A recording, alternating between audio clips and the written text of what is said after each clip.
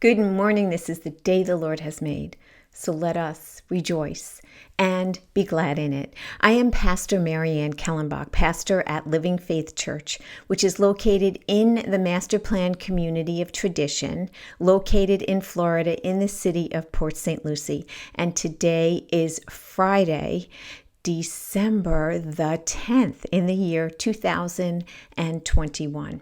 We've been focusing on this second week of Advent on Robert Frost's poem, Stopping by Woods on a Snowy Evening. And I'm going to read this poem again because I absolutely love it. And we're going to take a look at what that meditation might mean for us on this day. Whose woods these are, I think I know. His house is in the village, though. He will not see me stopping here to watch his woods fill up with snow. My little horse must think it queer to stop without a farmhouse near, between the wood and frozen lake, the darkest evening of the year. He gives his harness bells a shake to ask if there is some mistake. The only other sounds the sweep of easy wind and downy flake.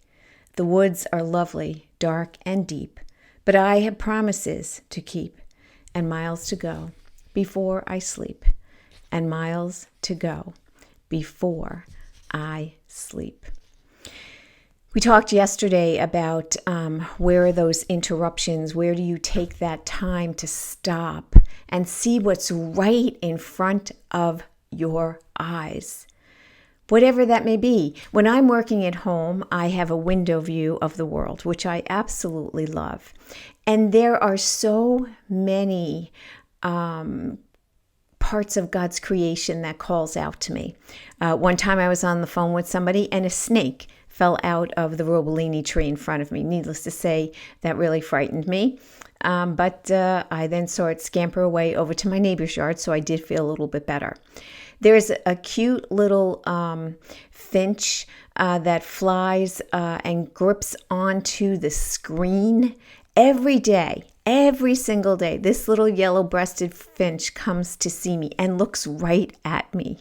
And it just stops me and catches my attention. Sometimes there's a little a lizard that may be running around on the screen and also seems to peek in at me. I've had squirrels that climb the tree that stop and just stare at me, and I stare right back.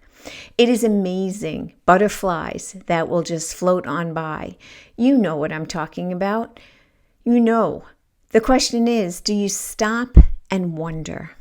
Do you stop and wonder at the mystery, at the majesty of the beauty, of the creativity of God's world right in front of us? And I think that's part of what this poem is telling us. Are you stopping and are you wondering?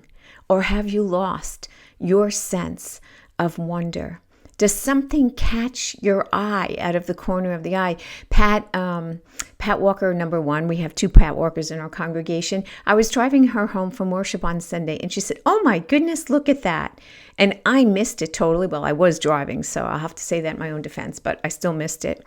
And on our neighbor's home, it was just a few homes from where she lived, there was a red-shouldered hawk that just sat on the edge of the roof and looked right at us, looked around. At first we thought it was an owl, and then we realized it was a red-shouldered hawk. And that hawk stayed there. We rolled down the window and we just continued to look at it in awe in its majesty, this bird of prey that was so large. And then I dropped her off. And then I went to my home, parked the car in the garage, went into the house and peered again because I could see the bird. I wanted to see if I could still see the bird from my home. And there it was. And I called out to Carl and said, "You need to come and see this. This is beautiful. This bird is absolutely beautiful," and had not moved for over 10 minutes. Stop and see what God has placed before you. Stop and wonder at the majesty of it all. This is that time of year when we contemplate the mystery of God incarnate, that mystery. Don't lose the wonder. And this poem reminds us of that. I want to share with you some thoughts from, it is Reverend Alfred McBride. And he writes this in a book called The Priest back in 1987. The older we get, the harder it is to do. That is, to come alive to the vision of God's plan for each of us and the world at large. As children, we had a sense of wonder. Our eyes were wide open and drinking in the fascinating gifts we beheld. Our thirsty souls could not have enough of the wonders of creation. Then somehow, we grew too old to dream. We tired of the abundance of the world, or at least grew weary of keeping up with the feast of life and stepped away from the banquet of life. The natural gift of wonder God gave us as children was meant to be kept alive.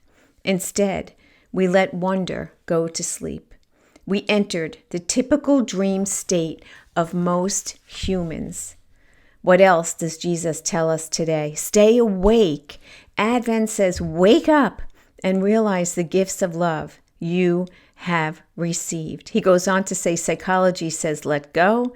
Spirituality says, wake up. In both cases, there is a withdrawal from the busyness of daily life, what he calls our dream state, and a waking up to the subconscious and spiritual depths of ourselves.